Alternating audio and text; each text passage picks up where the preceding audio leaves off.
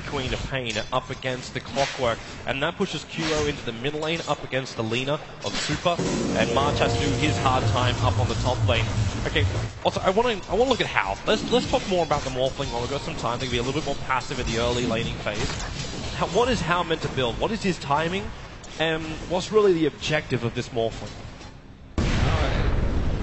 Generally, the two core builds for Morphling are either a very combat-oriented build with an early Manta, or it's the classic Link experience to E-Blade build-up, which also got nerfed as E-Blade was changed to a projectile, so Morphling got hit like twice as hard. I think in this game, the E-Blade is extremely powerful for their team just because of how much magic damage the other heroes also have. And it's a pretty good way of dealing with Smart. You want to kill him in a very quick burst rather than having sustained damage that he can just outlast with his ultimate and just running in and out of fog. So I would like to see Hal with a shotgun build in this game. I think it could work with if Super has a good mid lane. And so far he's doing okay. Yeah, he actually almost, if he was able to hit the Light Strike Array on QO, we'd be looking at a very one-sided lane going the way of VG Gaming, with QO able to pounce away, use his salve. And once he's level 6, QO won't really care as much about this harassment coming out from Super, because he'll just move out of vision, heal up, and then come back and do it all over again. The Laguna Blade is the only thing he'd have to be slightly concerned about. In the meantime, I also want to keep tabs on Nuts and his movements. The Witch Doctor play for MVP has made so much space to paralyze and cast. They keep catching teams out away from creep waves, away from neutrals, and just having these isolated heroes getting hit by the cast. It's almost like having an extra ultimate during a team fight. Nuts' position normally perfect on that. This game, it's going to be hard for him, though, because I think the way VG Gaming's lineup is set up, it makes it a lot less likely to find those incredible casks. Morphling can just dodge it. I think March is dead. March should really be dead right now. He is in a lot of trouble here. The smoke moving up by Fenrir and FY. He's got charge, but that's the reason why FY is holding with the telekinesis, so he can drag March back. And the bash onto Hal. He does the damage, but not enough to get a kill. Morphling will take it. And VG Gaming off to a good start on their Morphling. And this is a hero that really does not play well from behind. That's why I think the panel were, first of all, surprised because we don't see Morphling in general, but secondly, they were talking about how they needed a fighting carry early on. And Morphling is, waveform is pretty good for fighting early, but that's like everything you have. You're not really much reliable outside of that until you start getting some decent core items, such as the shotgun build. So it's very important that Hal gets his farming speed increased here, so that he can play out the game plan for VG. Yeah. Moving forward in his items. I also want to keep tabs on March, because we did see the effect where if you look over towards what happened with EG and PPD Spirit Breaker, the lowest net worth, but still having a huge impact on the game, just charging around. You've already got a level 4 Spirit Breaker. When's this going to start to affect the other lanes? Super with the Light Strike Array is the only thing that can stop the charge in. And in fact, well, QO, they're moving up for him. Ice got both Cogs as well as the Battery Assault for QO. Try and break free. The Light Strike Array not going to connect, but it does not matter. The Lina still having enough damage, and QO dropping quickly. And Super with a haster, and he might go for more. Finds the stun over on Nuts, going deeper into the tree lines, and Nuts, the paralyzing cast around, buys some space with a rocket, and the attack gives a double kill over to VG Super.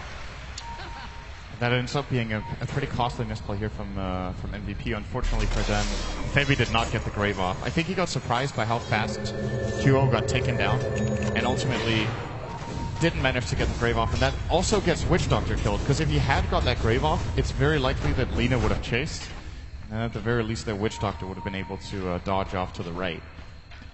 So this is very big for VG Gaming, getting a kill on Hal and 2 kills on Super, already a 2,500 gold lead for them. They go again on top. This time the charge will be successful, however, because FY led with the telekinesis. He knew he was able to just charge himself back down to mid lane. Big March. There's a lot of stacks inside the raiding and jungle, which are going to start to be farmed up shortly. So some power leveling will be coming the way of MVP Phoenix, and they need it. They're currently 2.5k net worth behind and rapidly approaching 2k experience behind, and we're only 5 minutes into the game. It's a kind of a, I don't want to say it's very unusual, but it's a little out of the ordinary how much experience the offlaners of both teams are getting. The Clockwork is level 5.5, minute 5:30, and so is the Spirit Breaker, more or less. He's 200 experience behind, but they're both level 5 this early.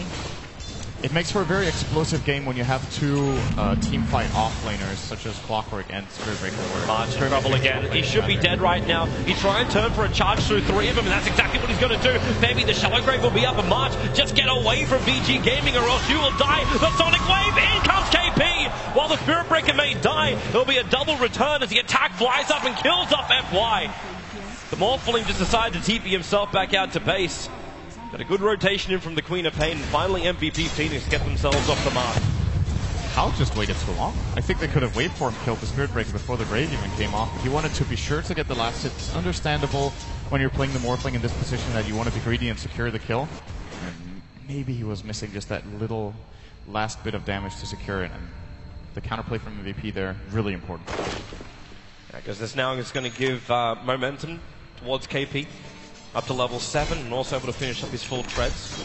Still Ice now has his level 6 you were talking about. They're trying to do something with it. The leader actually rotated down to the bot lane to try and find some hook shot into Lightstrike Array and Laguna, just a quick pick off and then straight back to mid, but unable to find anything, he will still return to mid.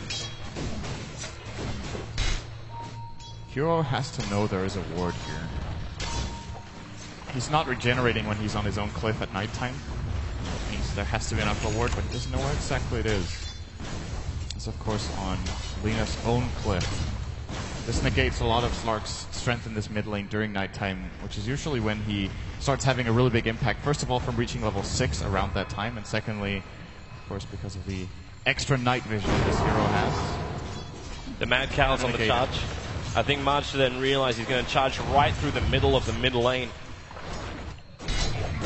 And he's just trying to stick just outside of vision, if possible. He was coming down for Ice. He's actually trapped here until Hero mops up the creep wave. Wants to keep his movements a little bit more secret. I'm still wondering though, like if you do charge yourself in, can you find yourself a kill on bot lane without the Sonic Wave from KP? Is there really enough damage from MVP? We don't want to rely on 17% to win those fights. Archer's level 6, so... Here comes the charge, coming after Super QO. Just wants to dive. He's got the Shadow Dance. Lightstrike Array's going to miss here. And in comes KP with a big Sonic Wave. FY getting hit by it as well. And QO chasing up with the Shadow Dance, just stealing out that essence of Rubik. But then Fenrir buys a little bit of space. But he'll have the Dark Pact. FY going to dive back behind the tower while the comms is Margin protected by the Shadow Grave. Charging away. He's going to get hooked. Shot it down by Ice.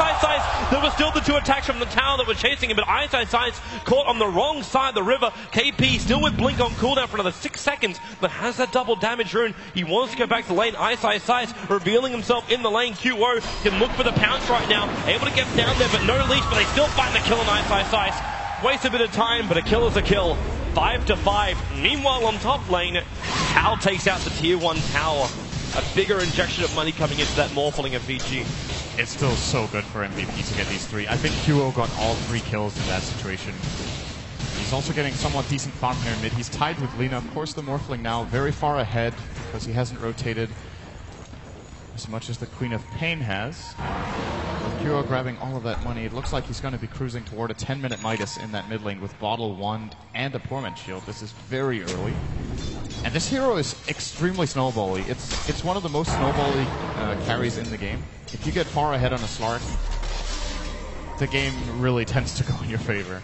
It's very difficult to deal with, and I don't feel like VG Gaming has a particularly good lineup against him. MVP, they'll probably really wish they used that. Oh, actually, they get it in time.